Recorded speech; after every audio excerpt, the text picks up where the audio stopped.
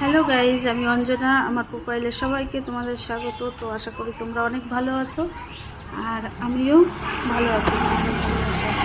তো আজ অনেক দিন পরে এই যে চলে আসলাম আমাদের গোপালনগর পার্লারটা হচ্ছে জাবের হাবিব। তো পুজো তো এসেই গেল, আর পুজো এসে গেলে সবার অনেকটাই ভালো লাগে, মানে মনে অন্যরকম ফুর্তি হয়। তো আমিও দেরি করিনি, চলে এলাম। পুজো এখনও বেশ 1.5 মাস 2 মাস টাইম আছে, তারপরেও ভাবলাম এখন না গেলে প্রচুর ভিড় হয়ে যাবে পার্লারে, তখন আর কিন্তু আমার পছন্দ মতো কাজটা আমি করতে পারবো না। তো আজ করাতে এসেছি আমার